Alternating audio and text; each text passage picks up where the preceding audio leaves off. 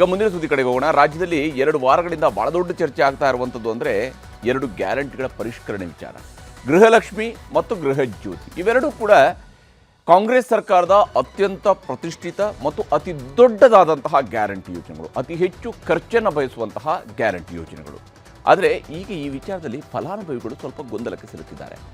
2 ಗ್ಯಾರಂಟಿಗಳನ್ನು ರಾಜ್ಯ ಸರ್ಕಾರ ಏನು ನಿಲ್ಲಿಸ್ತಾ ಇಲ್ಲ, ಬದಲಿಗೆ ಹೊಸದಾಗಿ ಅರ್ಜಿ ಹಾಕುವುದಕ್ಕೆ ಹೇಳ್ತಾ ಇದ್ದು ಶೀಘ್ರದಲ್ಲೇ ಆದೇಶ ಹೊರಬೀಳಲಿದೆ. ರಾಜ್ಯದ ಮಹಿಳೆಯರಿಗೆ ಎಲ್ಲಿ ಈಗ ಬರ್ತಾ ಇರುವಂತಹ 2,000 ರೂಪಾಯಿ ಹಣ ಕೈತಪ್ಪಿ ಹೋಗುತ್ತೋ ಅನ್ನುವಂಥ ಆತಂಕ ಇದ್ದೇ ಇದೆ. ಯಾಕಂದರೆ ಗೃಹಲಕ್ಷ್ಮಿ ಪರಿಷ್ಕರಣೆ ಅಂತ ಹೇಳಿದ ತಕ್ಷಣ ಮಹಿಳೆಯರಲ್ಲಿ ಈ ರೀತಿಯಂಥ ಒಂದು ಆತಂಕ ಬರುವಂಥದ್ದು ಸರ್ವೇ ಸಾಮಾನ್ಯ, ಸಹಜ. ಆದರೆ ಗೃಹಲಕ್ಷ್ಮಿ ಯೋಜನೆ ಯಾವುದೇ ಕಾರಣಕ್ಕೂ ನಿಲ್ಲಿಸೋದಿಲ್ಲ ಅಂತೇಳಿ ಹಾಲಿ ಮುಖ್ಯಮಂತ್ರಿ ಡಿ ಕೆ ಶಿವಕುಮಾರ್ ಅವರು, ಮಾಜಿ ಮುಖ್ಯಮಂತ್ರಿ ಸಿದ್ದರಾಮಯ್ಯನವರು ಸ್ಪಷ್ಟನೆ ಕೊಟ್ಟಿದ್ದಾರೆ. ಸತ್ತವರ ಖಾತೆಗೂ ಕೂಡ ಈಗ ಹಣ ಹೋಗ್ತಾ ಇದೆಯಂತೆ. ಅಂದರೆ ಕಳೆದ 3 ವರ್ಷಗಳ ಅವಧಿಯಲ್ಲಿ ಯಾವ ಮನೆ ಯಜಮಾನಿಯರು ತೀರ್ಕೊಂಡಿದ್ರು ಅಂಥವರ ಖಾತೆಗಳಿಗೂ ಕೂಡ ಹಣ ಹೋಗ್ತಾ ಇದೆ. ಅಷ್ಟೇ ಅಲ್ಲದೆ ಆದಾಯ ತೆರಿಗೆ ಕಟ್ಟೋರಿಗೂ ಕೂಡ ಕಾಸು ಸಿಗ್ತಾ ಇದೆ. ಇದನ್ನು ತಪ್ಪಿಸೋದಕ್ಕೆ ಹೊಸದಾಗಿ ಅರ್ಜಿ ಹಾಕಬೇಕು ಅಷ್ಟೇ ಅಂತ ಸರ್ಕಾರ ಹೇಳ್ತಾ ಇದೆ. ಆದರೆ ಗೊಂದಲಗಳು ಕಡಿಮೆ ಆಗ್ತಾ ಇಲ್ಲ. ಗ್ಯಾರಂಟಿಗಳ ಪರಿಷ್ಕರಣೆಗೆ ಮುಂದಾಗಿರುವ ಸರ್ಕಾರದ ವಿರುದ್ಧ ಗೃಹಲಕ್ಷ್ಮಿಯರು ಆಕ್ರೋಶ ಹೊರಹಾಕ್ತಾ ಇದ್ದಾರೆ. ಕೆಲಸ ಕಾರ್ಯಗಳನ್ನೆಲ್ಲ ಬಿಟ್ಟು ನಾವು ಹೋಗಿ ಕ್ಯೂ ನಿಲ್ಲಬೇಕಾ?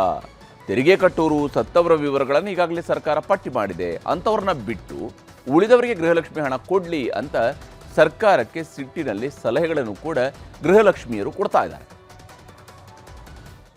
ಯಾರು ಅನರ್ಹರಿದ್ದಾರೋ ಅಂಥವ್ರ ಪಟ್ಟಿಯನ್ನು ಮಾಡಬೇಕು. ಇದು ಯಾವುದೇ ಯೋಜನೆ ಇರಲಿ, ಗೃಹಲಕ್ಷ್ಮಿ ಯೋಜನೆಯಲ್ಲಿ ಸತ್ತು ಹೋದವ್ರ ಹೆಸರಂತೂ ಅವ್ರ ಕಡೆ ಇರುತ್ತೆ. ಸೊ ಅಂಥವ್ರ ಹೆಸರುಗಳನ್ನ ತೆಗೆದು ಹಾಕಬೇಕು. ಮತ್ತೊಮ್ಮೆ ಅರ್ಜಿ ಹಾಕುವಂತ ಒಂದು ಅವಶ್ಯಕತೆ ಇಲ್ಲ ಅಂತ ನಾನು ಅನ್ಕೊಳ್ತೀನಿ. ಸತ್ತು ಹೋದವರು ಅಥವಾ ಅನರ್ಹರಿದ್ದವ್ರನ್ನ ಹೆಸರನ್ನ ಪಟ್ಟಿಯಿಂದ ತೆಗೆದೋದ್ರೆ ಯಾರಿಗೆ ತಲುಪಬೇಕು ಯೋಜನೆ ಸರಿಯಾಗಿ ತಲುಪುತ್ತೆ. ಜನ ಏನ್ ಕೈಲಿ ಕೆಲಸ ಇಲ್ಲದೆ ಸುಮ್ನೆ ಮನೇಲಿ ಖಾಲಿ ಕೂತಿದ್ದಾರೆ ಅಂತೇಳಿ ಈಗೆಲ್ಲ ಅಲಿಸ್ಬೇಕು ಅಂತೇಳಿ ಈಗಾಗಲೇ ಸ್ಟಾರ್ಟಿಂಗ್ ಇವ್ರು ಮಾಡಿದಾಗ ಎಷ್ಟೊಂದು ಕ್ಯೂ ಆಗಿ ನೂಕು ನುಗ್ಲಾಗಿ ಗಲಾಟೆಗಳು ಆಗಿತ್ತು. ಅಷ್ಟೊಂದೆಲ್ಲ ನಡೆದ್ರೂ ಕೂಡ ಮತ್ತೆ ಅಪ್ಲಿಕೇಶನ್ ಹಾಕಿ ಮತ್ತೆ ಫಲಾನುಭವಿಗಳಾಗಬೇಕು ಅಂತಂದ್ರೆ ಜನಕ್ಕೆ ಎಷ್ಟೊಂದು ಕಷ್ಟ ಆಗ್ತಾ ಇದೆ. ಫ್ರೀ ಬಿಲ್ ಕೊಡ್ತೀನಿ ಅಂತ ಹೇಳಂದಿರು 2-3 ಸಾವಿರ ರೂಪಾಯಿ ಬಿಲ್ ಹೊಂಟೋದ್ರಿ. ಈಗ ಮತ್ತೆ ಕರೆಂಟ್ ಫ್ರೀ ಅಂತ ಹೇಳಿ ಮತ್ತೆ ಬಿಲ್ ತಗೋತಾರೆ ರೀ. ಅದಕ್ಕೆ ಈ ಗೃಹಲಕ್ಷ್ಮಿನೂ ಹಾಕ್ತೀನಿ ಅಂತ ಹೇಳಿ ಹಾಕಲ್ ಹೋಗ್ಯಾರ್ರಿ ಸರ್. ಅದ್ರ ಮೇಲೆ ಮತ್ತೆ ಅರ್ಜಿ ಹಾಕಂದ್ರೆ ಈಗ ಹಾಕೋದೇನಾಗಲ್ಲ. ಇಲ್ಲಿ ಬರೀ ಗೃಹಲಕ್ಷ್ಮಿ ಗ್ಯಾರಂಟಿ ಮಾತ್ರ ಪರಿಷ್ಕರಣೆ ಆಗ್ತಾ ಇಲ್ಲ. 200 ಯೂನಿಟ್ವರೆಗೆ ಕೊಡ್ತಿರುವಂತಹ ಗೃಹ ಜ್ಯೋತಿ ಉಚಿತ ವಿದ್ಯುತ್ ಯೋಜನೆಗೂ ಕೂಡ ಸರ್ಕಾರ ಸರ್ಜರಿ ಮಾಡ್ತಾ ಇದೆ. ಈ ವಾರದಲ್ಲೇ ಗೃಹ ಜ್ಯೋತಿ ಯೋಜನೆ ಪಡಿತಾ ಇರುವಂಥವರು ಹೊಸದಾಗಿ ಅರ್ಜಿ ಸಲ್ಲಿಸಬೇಕು ಅಂತ ರಾಜ್ಯ ಸರ್ಕಾರ ಆದೇಶವನ್ನು ಹೊರಡಿಸಿದೆ. ಇಲ್ಲಿ ಗೃಹಲಕ್ಷ್ಮಿ ಪರಿಷ್ಕರಣೆ ಯಾಕೆ ಅನ್ನೋದನ್ನು ನಾವು ಗಮನಿಸಬೇಕು. ಗೃಹಲಕ್ಷ್ಮಿ ಅಡಿಯಲ್ಲಿ 3.89 ಲಕ್ಷ ಅನರ್ಹ ಫಲಾನುಭವಿಗಳು ಪತ್ತೆಯಾಗಿದ್ದಾರೆ ಅನ್ನುವಂಥದ್ದು ಇದರ ಪ್ರಮುಖ ಕಾರಣ. IT, GST ಪಾವತಿಸ್ತಾ ಇರುವಂಥ 1.94 ಲಕ್ಷ ಜನರು ಇದರಲ್ಲಿದ್ದಾರೆ, ಗೃಹಲಕ್ಷ್ಮಿಯರು ಇದರಲ್ಲಿದ್ದಾರೆ. ಇನ್ನು ಮೃತಪಟ್ಟ 1.95 ಲಕ್ಷದಷ್ಟು ಗೃಹಲಕ್ಷ್ಮಿಯರ ಖಾತೆಗೂ ಕೂಡ ಹಣ ಹೋಗ್ತಾ ಇದೆ. ಇದರಿಂದಾಗಿ ಸರ್ಕಾರದ ಬೊಕ್ಕಸಕ್ಕೆ ತಿಂಗಳಿಗೆ 8 ಕೋಟಿ ರೂಪಾಯಿಯಷ್ಟು ಅನವಶ್ಯಕವಾಗಿ ನಷ್ಟ ಆಗ್ತಾ ಇದೆ ಅನ್ನುವಂಥದ್ದು ಸರ್ಕಾರ ಕೊಡ್ತಿರುವ ಅಂಕಿಅಂಶ. ಜೊತೆಗೆ ಒಂದೇ ಮನೆಯಲ್ಲಿ ಇಬ್ಬರಿಗೆ, ಅಷ್ಟೇ ಅಲ್ಲದೆ ಹೊರ ರಾಜ್ಯದವ್ರಿಗೂ ಕೂಡ ಹಣ ಸಿಗ್ತಾ ಇದೆ ಅನ್ನೋಂಥದ್ದು ಸರ್ಕಾರಕ್ಕೆ ಗೊತ್ತಾಗಿದೆ. ಸರ್ಕಾರದ ಪ್ರಕಾರ 8ರಿಂದ 10 ಲಕ್ಷ ಅನರ್ಹ ಫಲಾನುಭವಿಗಳು ಈಗಾಗಲೇ ನಮ್ಮ ರಾಜ್ಯದಲ್ಲಿ ಇದ್ದಾರೆ. ಅಂಥವರನ್ನ ಪತ್ತೆ ಮಾಡಬೇಕು ಅಂತೇಳಿ ಆದರೆ ಈಗ ಹೊಸದಾಗಿ ಅರ್ಜಿ ಸಲ್ಲಿಕೆಗೆ ಆಹ್ವಾನವನ್ನು ನೀಡಲಾಗಿದೆ. ಇನ್ನೆರಡು ದಿನಗಳಲ್ಲಿ ಹೊಸ ಅರ್ಜಿ ಸಲ್ಲಿಕೆಗೆ ಅವಕಾಶ ಸಿಗಲಿದ್ದು ಅದರ ಬಗ್ಗೆ ಆದೇಶವೂ ಕೂಡ ಹೊರಬೀಳುವ ಸಾಧ್ಯತೆ ಇದೆ. ಇನ್ನು ಗೃಹಜ್ಯೋತಿಯ ಪರಿಷ್ಕರಣೆ ಯಾಕೆ ಅನ್ನೋದನ್ನು ಕೂಡ ನಾವು ಗಮನಿಸಬೇಕು.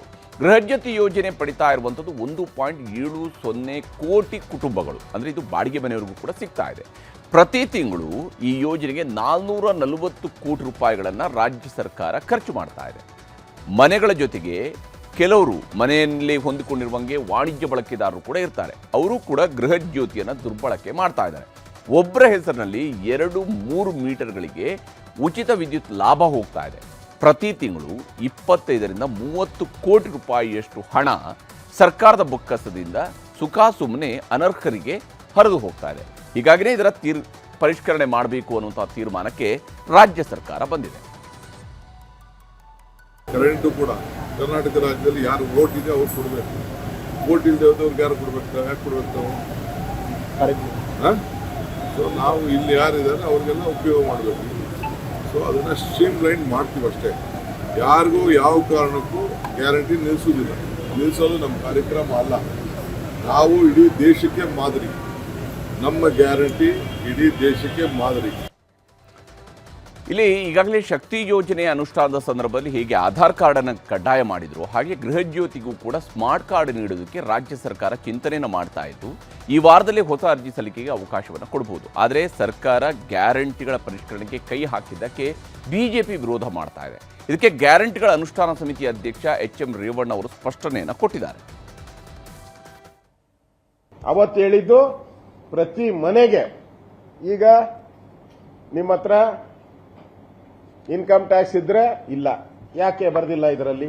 ಇನ್ಕಮ್ ಟ್ಯಾಕ್ಸ್ ಇದ್ರೆ ಕೊಡಲ್ಲ ಅಂತ ಯಾಕೆ ಬರ್ದಿಲ್ಲ ನೀವು ಇದರಲ್ಲಿ? ಸೇಲ್ ಟ್ಯಾಕ್ಸ್ ಇದ್ರೆ ಕೊಡಲ್ಲ, ಯಾಕೆ ಬರ್ದಿಲ್ಲ ಇದರಲ್ಲಿ? GST ಕಟ್ಟಿದ್ರೆ ಕೊಡಲ್ಲ, ಯಾಕೆ ಬರ್ದಿಲ್ಲ ಇದರಲ್ಲಿ?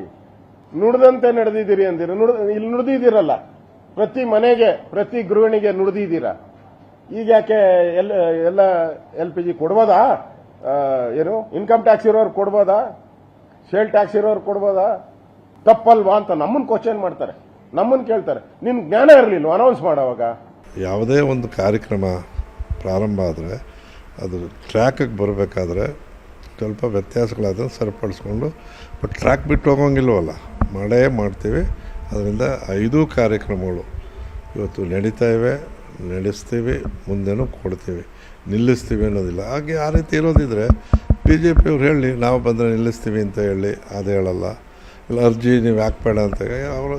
ಆಮೇಲೆ ನಾವಿದು ಪಕ್ಷಾತೀತವಾಗಿ ಮಾಡಿರೋದು, ಜಾತ್ಯತೀತವಾಗಿ ಪಕ್ಷಾತೀತವಾಗಿ ಜನರ ಭಾವನೆಗೆ ನಮ್ಮ ಬದುಕಿಗೆ ನಾವು ಸಹಾಯ ಮಾಡ್ತಿರೋದು. ಬೇಡ ಅಂದರೆ ಹಾಕೋದು ಬೇಡ. ಯಾರು ನಿಜವಾದಂಥ ನೀಡಿ ಪರ್ಸನ್ಸ್ ಇದ್ದಾರೆ ಅವ್ರು ಕೊಡೋಣ. ಹೀಗೆ DK ಶಿವಕುಮಾರ್ ಸರ್ಕಾರ ಇನ್ನೊಂದು ಕಡೆ ಈ ಗ್ಯಾರಂಟಿ ವಿಚಾರದಲ್ಲಿ ಗೊಂದಲಗಳು ಈಗಾಗಲೇ ಸೃಷ್ಟಿಯಾಗಿದ್ದು, ಆ ಗೊಂದಲಗಳನ್ನು ಬಗೆಹರಿಸುವುದರ ಕಡೆಗೆ ಮತ್ತು ಪರಿಷ್ಕರಣೆ ಕಡೆಗೆ ಮುಂದಾಗ್ತಾ ಇದ್ದರೆ, 2ನೇ ಹಂತದ ಸಚಿವ ಸಂಪುಟದ ಸಭೆ ಶನಿವಾರಕ್ಕೆ ನಿಗದಿಯಾಗಿದೆ. ಅದರಲ್ಲಿ ಗ್ಯಾರಂಟಿಗಳ ಪರಿಷ್ಕರಣೆ ಬಗ್ಗೆ ಮತ್ತಷ್ಟು ವಿವರವಾದಂಥ ಚರ್ಚೆಯನ್ನು ಸರ್ಕಾರ ನಡೆಸಬಹುದು. ಗ್ಯಾರಂಟಿಗಳ ಪರಿಷ್ಕರಣೆ ಆಗಬೇಕು ನಿಜ, ಆದರೆ ಅರ್ಹ ಫಲಾನುಭವಿಗಳಿಗೆ ಅನ್ಯಾಯ ಆಗಬಾರ್ದು ಅನ್ನೋದು ಕೂಡ ಅಷ್ಟೇ ಸತ್ಯವಾದಂತಹ ಮಾತು.